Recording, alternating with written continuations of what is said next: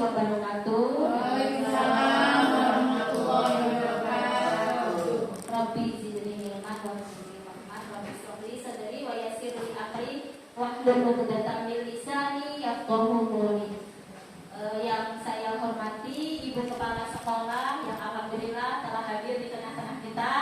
Yang saya hormati Bapak Ibu rekan sejawat, puji syukur kita kehadirat Allah Subhanahu wa taala yang mana pada hari ini kita telah diberikan nikmat sehat sehingga kita dapat berkumpul dalam rangka memenuhi aksi nyata modul 1.4 budaya positif, yaitu sebagai kewajiban saya sebagai guru penggerak. Salawat serta salam selalu terlimpah curahkan kepada baginda kita Nabi besar Muhammad SAW. Baik, Bapak Ibu di sini perkenalkan dulu, saya EM Farihah, CGP angkatan 8 dari SDN Jatimulya 09, Kecamatan Kampung Selatan, Kabupaten Bekasi. Saya di sini dibersamai oleh Bapak fasilitator yaitu Bapak Haryono MPD dan Bapak Adam Krismanto sebagai pengajar praktik. Di sini kita bersama akan belajar tentang konsep budaya positif, dan yang akan saya bahas di sini bersama-sama kita belajar ya Bapak Ibu, yaitu ada 7 poin, banyak juga. Jadi di modul 1.4 itu ada 7 poin yang memang dikupas tuntas di modul itu. Yang pertama, perubahan paradigma belajar. Yang kedua, disiplin positif.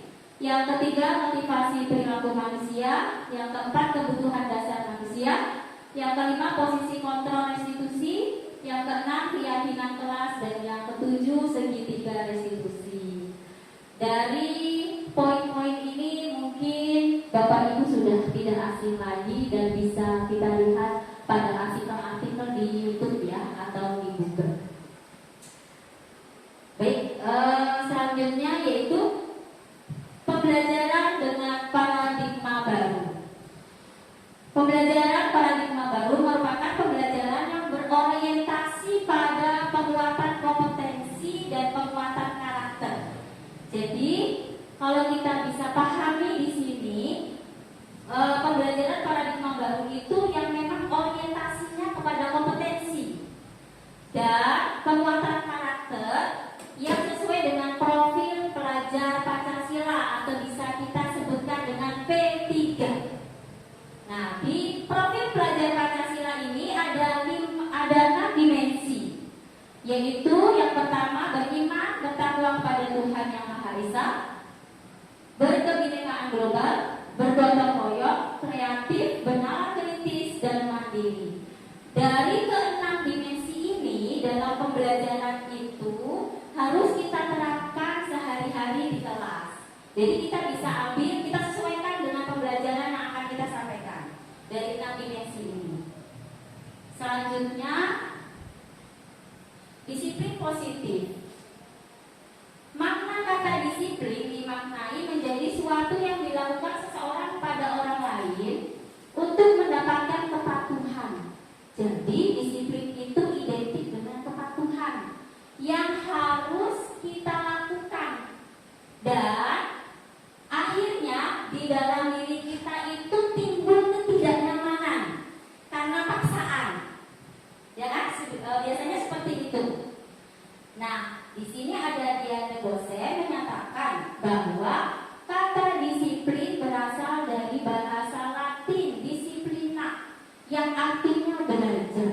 Jadi disiplin itu juga sebenarnya kita belajar untuk mendisiplinkan diri, gitu kan. Kata disiplina juga berasal dari akar kata yang sama dengan disiplin, yaitu murid. Untuk menjadi seorang murid harus paham betul alasan mengapa mereka mengikuti suatu ajaran tertentu, sehingga motivasi yang terbangun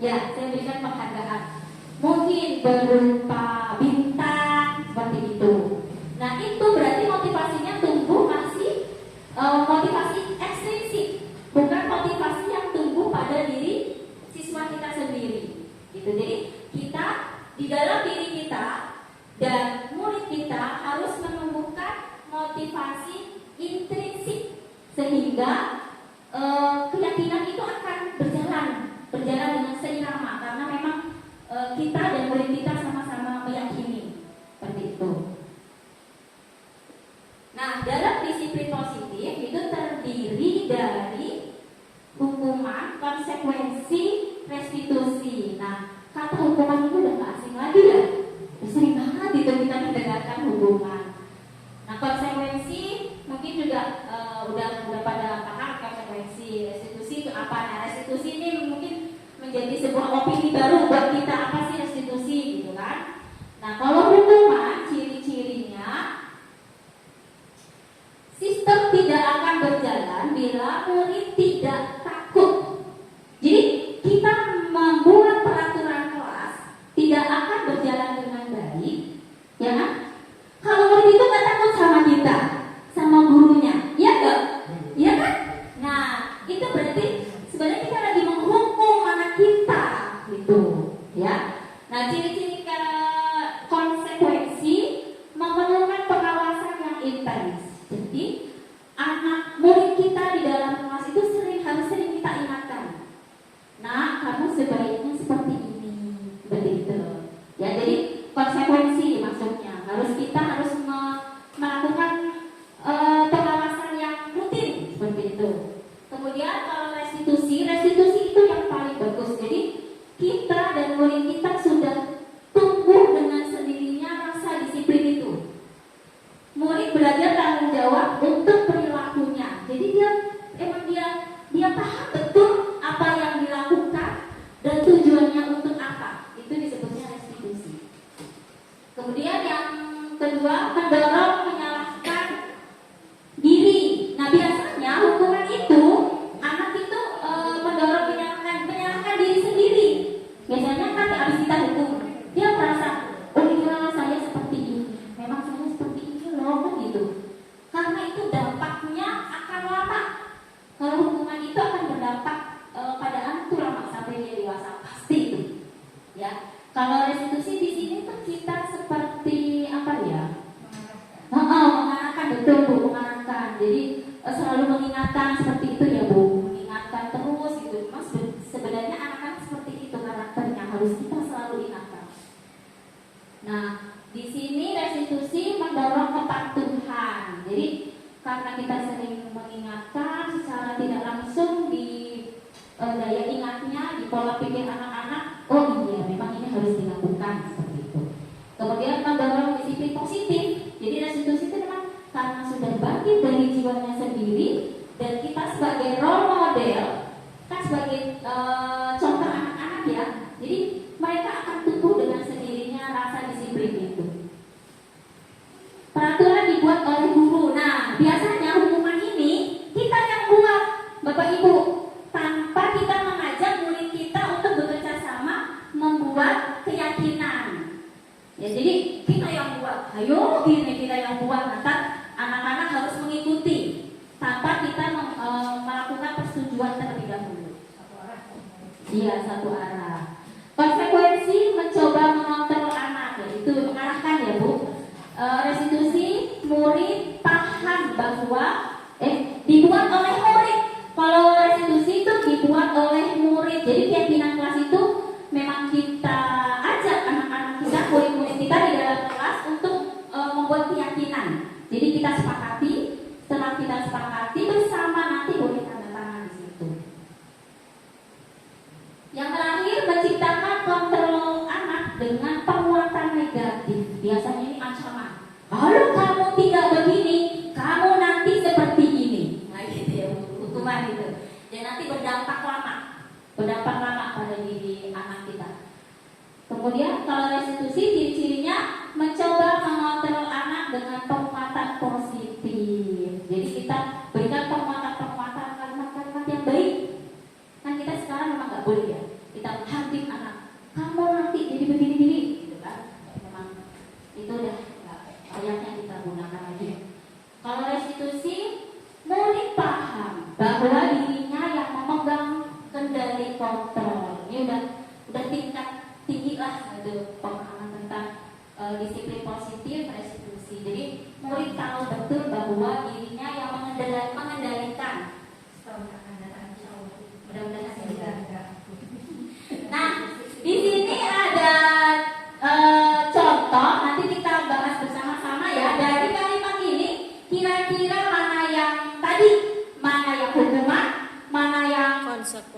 konsekuensi, mana yang restitusi. Yuk, di sini ada olahraganya loh Pak. Ya, saya bacakan ya, kita bersama-sama.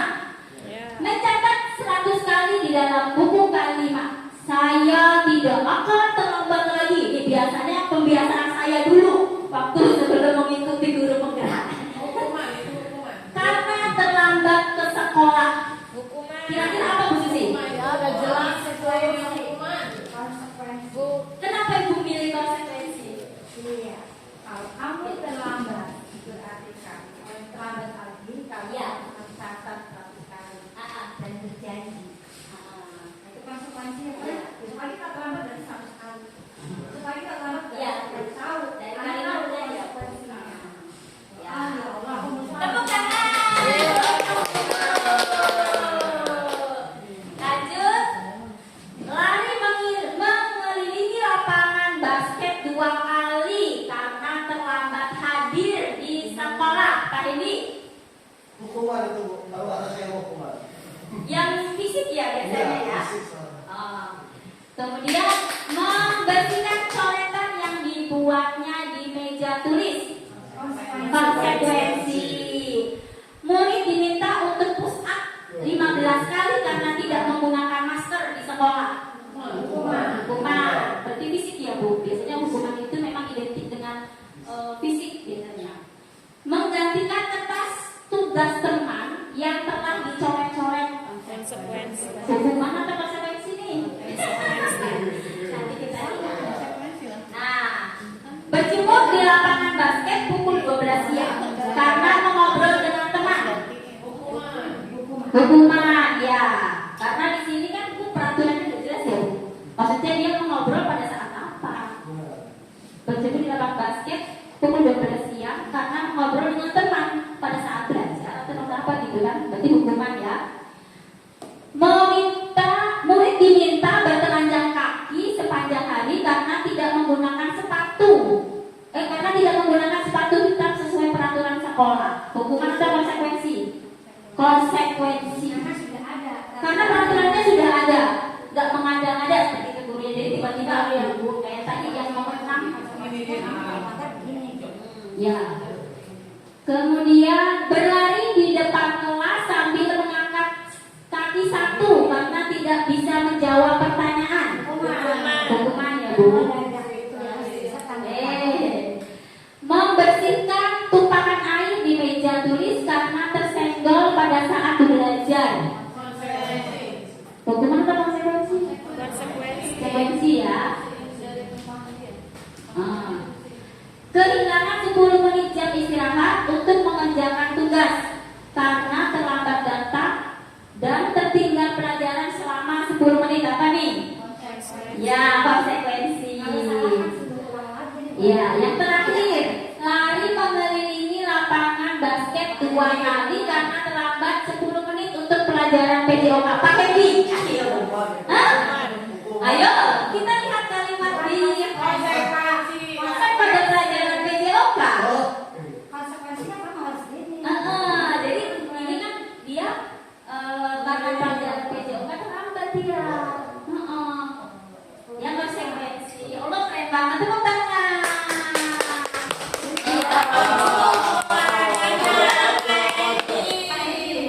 Konsekuensinya bikin tak puas. Iya. Jadi kalau hukuman itu identik dengan fisik gitu ya. Kalau konsekuensi berarti sudah ada peraturannya. Melanggar, melanggar. Sekarang korbannya. Ya, gitu ya. Mudah-mudahan. Oke. Selanjutnya yaitu motivasi perilaku manusia. Ada 3 motivasi perilaku manusia dari Diane Gosen. Ini saya ambil dari modul guru penggerak modul 1.4. 3 motivasi itu yang pertama untuk menghindari ketidaknyamanan atau hukuman. Jadi biasanya kita melakukan disiplin itu karena takut biar kita menghindari rasa ketidaknyamanan seperti itu. Yang kedua untuk mendapatkan imbalan atau penghargaan dari orang lain. Nah biasanya ini saya melakukannya nih biasanya. Banyak contoh-contoh di sekolah swasta yang gurunya datangnya datangnya sekolah atau penghargaan. Jadi belum timbul dari instrinsiknya, belum timbul dari dalam dirinya sendiri. Gitu. Yang ketiga, untuk menjadi orang yang mereka inginkan dan menghargai diri sendiri dengan nilai-nilai yang mereka percaya. Kira-kira nih dari Bapak Ibu, ketiga motivasi tersebut mana yang paling baik? 1, 2, atau 3? 3. Iya, 3. Karena di situ sudah tumbuh pada diri sendiri. Tergantung 1 dan 2 ya. Kalau 1 dan 2? Yang itu 3. Itu mencakup 1 dan 2. Yang 1 itu kan karena takut diampun dan takut Iya, takut ditegur, takut atau dia ada reward gitu ya, ada penghargaan gitu. Jadi gugur teladan. Jadi harusnya memang motivasi perilaku kita itu harus tumbuh pada diri kita sendiri, nggak usah takut dengan saya, Pak Hedi.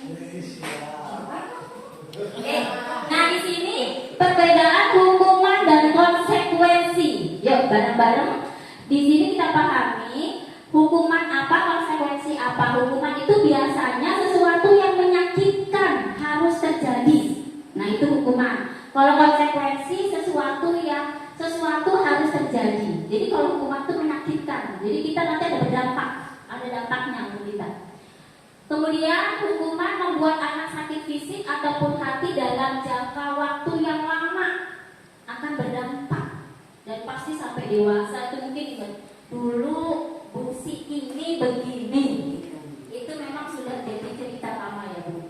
Nah kemudian kalau konsekuensi membuat anak merasa tidak nyaman dalam jangka waktu pendek, hanya sebentar kita ingatkan tapi dia sadar, itu konsekuensi. Hukuman anak membenci kedisiplinan. Jadi karena ada disiplin kemudian dihukum dan anak membenci disiplin itu. Kalau konsekuensi anak menghargai disiplin. Sifatnya memaksa kalau hukuman. Kalau konsekuensi mendorong anak agar mudah menyesuaikan diri. Nah ini adalah perbedaan hukuman dan konsekuensi. Yang terakhir, marah, rasa bersalah, pendendam, merasa tidak dihargai kalau hukuman. Nah kalau konsekuensi, kehilangan hak, dibuat tidak nyaman. Memang pada saat kita tegur pasti anak merasa tidak nyaman. Namun itu hanya sementara. Itu konsekuensi. Nah di sini dihukum oleh penghargaan. Nah nih biasa yang kita lakukan di sini, ini menurut teori Alfecon, saat kita barangkali menjanjikan hadiah kepada anak-anak kita. Jadi kita seringkali kan memberikan reward maupun bentuk finansial atau reward berupa bintang atau apa gitu kan. Nah itu sebenarnya kita itu lagi menghukum anak kita. Karena apa? Karena dia akan melakukan suatu disiplin karena ada reward, ada hadiah, bukan tumbuh dari dirinya sendiri. Yang diinginkan oleh modul 1.4, jadi kita biasakan membudaya kita dan anak kita itu melakukan sesuatu memang karena kita paham, kita yakini bahwa itu baik untuk kita, baik untuk kita ke depannya. Jadi maka kita akan bertanggung jawab, berkomitmen melakukan disiplin tersebut. Itu. Nah tugas kita berarti kita sebagai guru, sebagai role model bisa melakukan suatu keyakinan yang menurut kita baik atau peraturan untuk kebaikan sekolah kita. Kita tanamkan pada murid kita supaya murid kita itu tanpa mendapatkan penghargaan, murid kita bisa melakukan disiplin tersebut. Itu kita bareng-bareng ya Bapak Ibu ya. Benar, kita bareng-bareng. Mudah-mudahan bisa. Yang penting kita sebagai role model ini kita dulu, karena kita jadi contohnya anak-anak. Ya, kita jadi contoh anak-anak kita. Kita tuh jadi artis kalau kata Bu Susi. Jadi penampilan kita dilihat anak murid kita. Seperti itu. Lanjut ya Bapak Ibu. Nanti di akhir ada sesi pertanyaan satu aja. Teori Alfecon mengemukakan menggunakan baik penghargaan maupun hukuman adalah cara-cara mengontrol perilaku seseorang yang menghancurkan potensi untuk pembelajaran yang sesungguhnya. Kita garis bawahi pembelajaran yang sesungguhnya. Jadi kita sebenarnya malah menghancurkan mental anak kita kalau kita melakukan seperti itu. Jadi karena memang belum tumbuh dari diri dia sendiri, otomatis anak itu akan melakukan sesuatu karena mendapatkan penghargaan. Nah, secara ideal tindakan belajar itu sendiri adalah penghargaan sesungguhnya.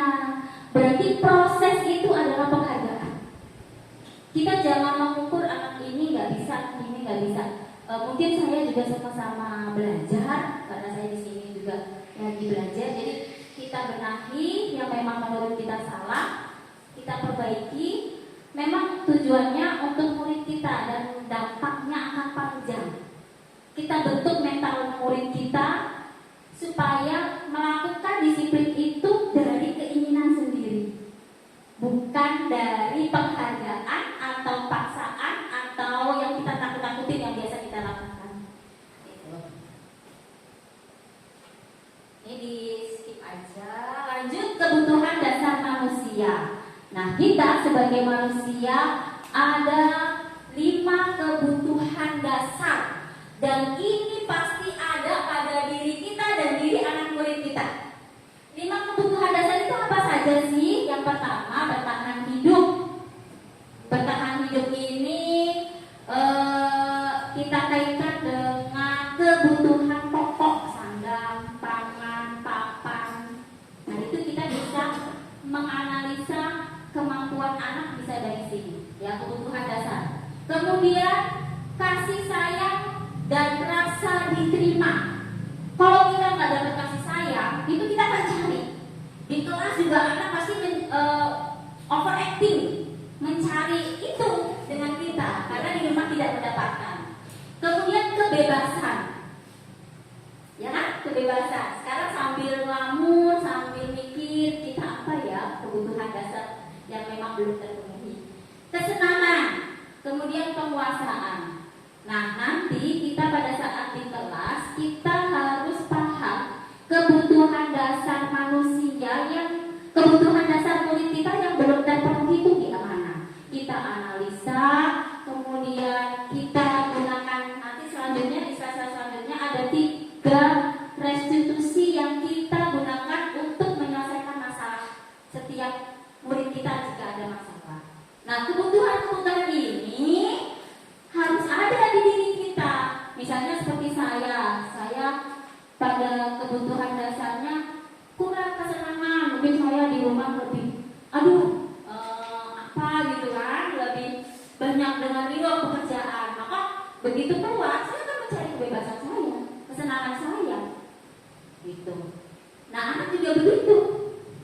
Kebutuhan penguasaan. Kita pengennya di kelas paling menonjol. Ada kan anak yang ngatur-ngatur, Bu, nulisnya 10 aja ya, Bu. Bu, jangan banyak aja ya, Bu. Bu, PR-nya jangan banyak ya. Kan banyak kan yang seperti itu. Berarti kebutuhan dasar penguasaannya, dia ingin menguasai kita sebagai gurunya di kelas. Gitu. Dan 5 kebutuhan dasar ini harus terpenuhi ya, Bu ya. Harus ada pada diri kita. Kalau mungkin kita orang dewasa bisa mengendalikannya, tapi kalau anak-anak tidak. Makanya anak-anak dalam kelas banyak tingkahnya dengan kebutuhannya yang belum dipenuhi itu, dan kita memang harus paham di situ pemetaan-pemetaannya. Nah, di sini ada kasus kita selesaikan bersama-sama. Dinda, seorang anak kelas 4 SD, begitu tiba di rumah sepulang dari sekolah menangis dan mengadu pada ibunya bahwa dia benci pada Ibu Rani. Bu Rani ini adalah gurunya. Bukan saya. Menurut Anda, menurut ibu bapak ibu di sini, kebutuhan apa yang berusaha dipenuhi oleh Dinda? Jika jawabannya seperti ini, nah nanti ada nih. Ini bila Anda berada pada posisi Ibu Rani, kita nih jadi posisi Ibu Rani dan mendengarkan informasi dari ibunya Dinda tentang perasaan Dinda hari itu. Apa yang akan Anda lakukan pada Dinda besok ketika Dinda masuk sekolah agar kebutuhan Dinda terpenuhi? Nah, Dinda ngomong cerita sampai rumah, cerita sama mamanya.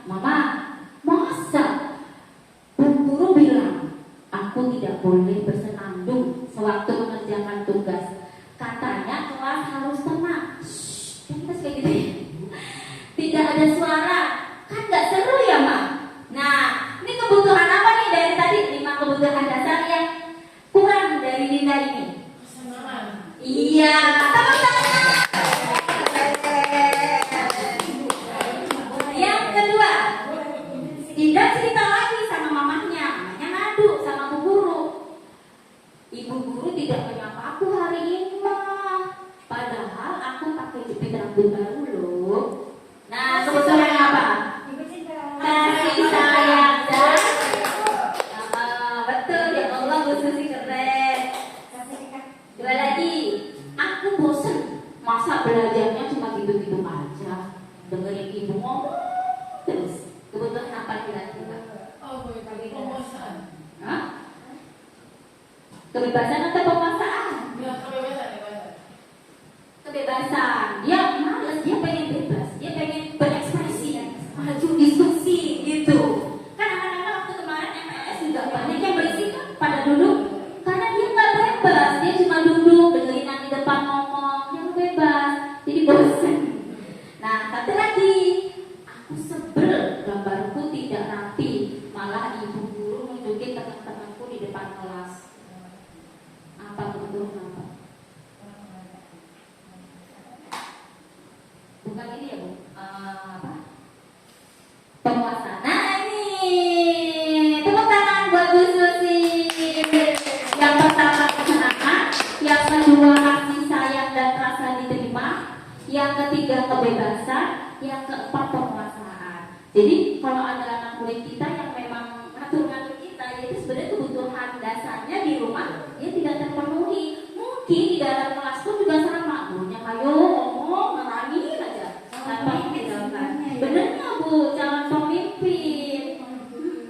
Nah, Kalau ada orang tua pakai baju anak kecil, pakai anak muda itu berarti kurang dulu. Iya, orang kebanyakan anak ketemu.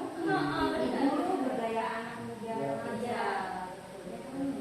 Misalnya beda anak yang kurang itu. Tapi ada anak muda seperti mama. Selanjutnya yaitu posisi kontrol manusia. Nah, kita sebagai manusia itu ada kontrol-kontrolnya, ada apa sih peraturan-peraturannya. Nah, 5 posisi kontrol manusia.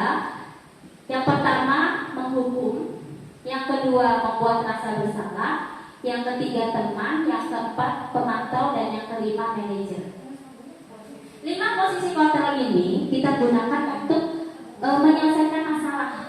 Di antara kelima ini nanti ada yang paling baik kita gunakan dalam menyelesaikan masalah murid kita di kelas. Kalau penghukum, kira-kira nanti apa dampaknya pada anak?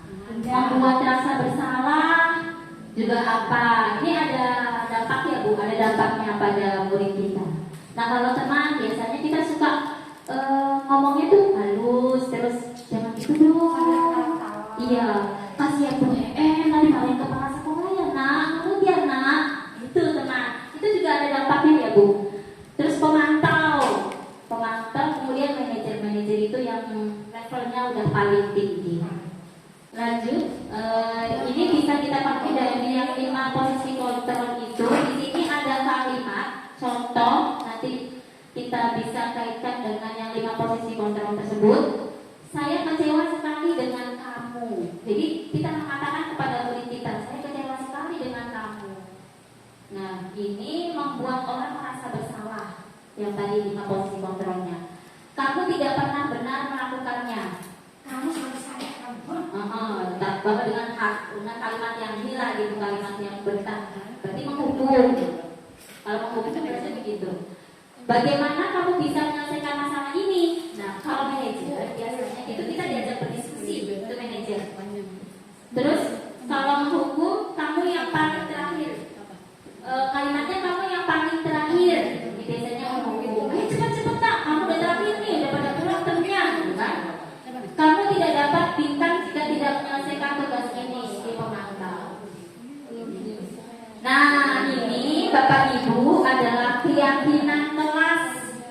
Nah, nanti kita membuat keyakinan kelas. Itu murid kita diajak berdiskusi. Kita membuat peraturan tersebut, murid kita diajak diskusi. Kemudian dari ide-ide murid kita kumpulkan. Setelah murid kita ide-idenya tersebut kita kumpulkan, kita jadikan kalimat yang positif. Jadi jangan ada kata tidak, kita buang kata tidaknya. Kata tidaknya itu kita buang. Jangan, tidak. Jangan. Iya, kata jangan dilarang tidak. Jadi kalau masuk tepat waktu, Iya. Itu terlambat. nggak boleh. Biasanya kan anak-anak menggunakan kalimatnya jangan membuang sampah sembarangan, jangan datang terlambat, gitu, jangan berisik. Nah, dari kalimat-kalimat anak-anak itu nggak apa-apa kita tahu, kita perbarui menjadi kalimat yang positif. Nah, keyakinan kelas ini merupakan nilai-nilai kebaikan atau prinsip-prinsip yang disepakati secara universal. Orang akan lebih semangat atau tergerak untuk melaksanakan keyakinannya daripada hanya mengikuti peraturan. Jadi karena anak-anak kita yang membuat keyakinan tersebut, maka dia akan tergerak dengan sendirinya. Nah, ini kalau Bapak Ibu pas awal pembelajaran, biasanya kita kan membuat keyakinan kelas. Nah, keyakinan kelas ini bersifat abstrak daripada peraturan yang lebih rinci dan nyata. Jadi, berupaya berupa pertanyaan-pertanyaan universal. Contohnya, menjaga kebersihan lingkungan kelas dan sekolah. Jadi luas artinya. Jadi jangan ada kata tidak atau jangan gitu kan. Kayak tadi saya tidak. Jadi kalimatnya yang positif. Terus pernyataan keyakinan kelas selalu dibuat dalam bentuk positif. Semua anggota kelas, nah di sini semua anggota kelas hendaknya ikut berkontribusi dalam pembuatan keyakinan kelas melalui kegiatan curah pendapat. Nah, kita kumpulkan nih pendapat murid-murid kita. Mereka juga punya hak bersuara, jangan gurunya saja yang ngomong di depan, berbicara di depan, kemudian murid-murid kita mendengarkan. Jadi murid kita tuh punya hak. Makanya kita usahakan, saya juga sama-sama belajar, kita usahakan murid-murid kita itu sebelum belajar kita tanya dulu. PSE ya Bu, namanya ya Bu. Kalau saya biasanya begitu absen, saya tanya, nak, hari ini kamu sedang bahagia, sedih, atau biasa saja perasaan kamu? Kalau kamu bahagia, ekspresikan wajahmu dengan senyuman. Senang banget, dan itu sudah saya lakukan. Benar. Terus kalau kamu sedang bersedih, coba ekspresikan wajah kamu sedang bersedih, atau emotikon yang nangis, gitu. Nanti kita panggil secara face to face, kenapa nampak bersedih? Berarti kan tadi kebutuhan dasar manusianya ada yang tidak terpenuhi. Kita kaitkan ke situ. Nah, ini contoh keyakinan kelas. Jadi kalimatnya kalimat positif yang universal. Kami guru dan murid yang saling menghargai. Nah, jadi jangan ada kata jangan dan tidak, seperti itu ya. Lanjut, nah ini segitiga restitusi.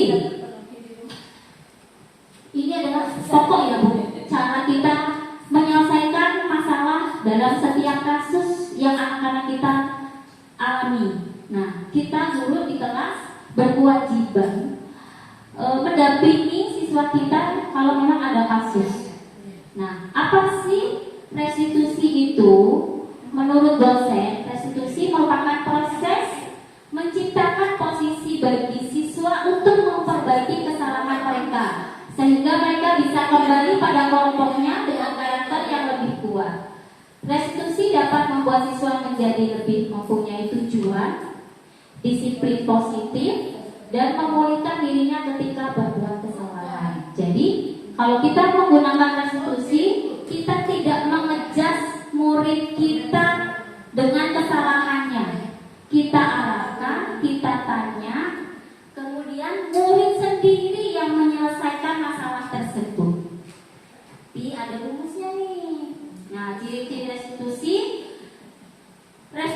bukan menebus kesalahan. Jadi kita melakukan restitusi kepada murid kita bukan menebus kesalahan, tetapi untuk belajar dari kesalahan. Belajar dari kesalahan, maka murid kita akan memperbaiki kesalahan. Kita sendiri juga mungkin sering melakukan kesalahan. Tanpa kita sadari kita sering melakukan kesalahan, tapi kita merefleksi diri dan kita merubah kesalahan tersebut. Kemudian restitusi memperbaiki hubungan, jadi gak ada dendam. Restitusi fokus pada solusi, jadi kita mencari solusi. Restitusi disiplin. Nah, ini adalah segitiga restitusi yang kita lakukan pada masalah murid kita. Pertama, kita menstabilkan tindakan. Jadi kemarin saya itu membuat video kalau ada murid saya yang tidak menggunakan topi dan dasi pada saat hari Senin upacara. Berarti kan anak tidak mematuhi keyakinan yang sudah dibuat. Nah, pertama saya melakukan menstabilkan identitas. Biasanya pertanyaan-pertanyaan yang kita gunakan adalah setiap orang pasti pernah melakukan kesalahan. Kita yakinkan kepada murid kita bahwa semua orang itu pernah melakukan kesalahan loh nak. Jadi kamu jangan merasa yang paling bersalah, maksudnya itu. Kemudian kata-kata yang kita gunakan lagi, kamu bukan satu-satunya yang pernah melakukan ini. Nah, kemarin saya bilang seperti ini kepada murid saya. Kemarin teman kamu juga ada yang tidak memakai topi dan dasi seperti itu. Jadi kamu jangan merasa paling bersalah, tapi kita ajak murid kita untuk menemukan solusi tersebut. Jadi dia paham bahwa dengan dia melakukan kesalahan, apa tindakannya, apa solusinya yang dilakukan. Setelah menstabilkan identitas, kita ajak percakapan, kita panggil face to face ya. Kemudian setelah menstabilkan identitas, validasi tindakan yang salah. Dari kesalahan itu, kita ucapkan kepada anak, kamu tentunya punya alasan. Kenapa kamu terlambat ke sekolah? Kenapa kamu tidak memakai topi dan dasi? Pasti kan anak ada alasannya terlambat sekolah. Pasti ada alasannya dia tidak memakai topi dan dasi. Kan kita nggak tahu kan? Kita juga hanya mengejas bahwa anak itu terlambat tanpa mengesampingkan kegiatan dia sebelumnya. Kita tanyakan. Kemudian adakah cara yang lebih efektif untuk mendapatkan apa yang kamu butuhkan? Kita buat pertanyaan seperti ini. Selanjutnya setelah menstabilkan tindakan yang salah, menanyakan keyakinan. Kita tanyakan keyakinan apa yang sudah kita sepakati bersama nak. Kamu masih ingat enggak? Kalau masih ingat sebutkan. Setelah kamu paham dengan keyakinan tersebut, kamu akan menjadi seperti apa? Bu, saya akan lebih disiplin, lebih tanggung jawab. Pasti kan dia begitu. Itu jawaban dia bukan kita suruh, dia dengan sendirinya karena kita arahkan dari pertanyaan-pertanyaan tersebut, dia akan ingat. Keyakinan kita kan kita buat bersama, bukan bu guru yang membuatnya. Jadi dengan sendirinya anak ingat, iya bu, saya nanti akan disiplin setelah ini, saya akan seperti ini, saya akan bertanggung jawab, lebih komitmen seperti itu. Itu segitiga restitusi. Bila materi modul 1.4 sudah disampaikan, mudah-mudahan kita dapat mengimplementasikan di kelas kita masing-masing dan kita dapat merefleksi kegiatan yang telah kita lakukan. Mohon maaf jika ada salah. Wabillahi taufiq wal hidayah. Wassalamualaikum warahmatullahi wabarakatuh.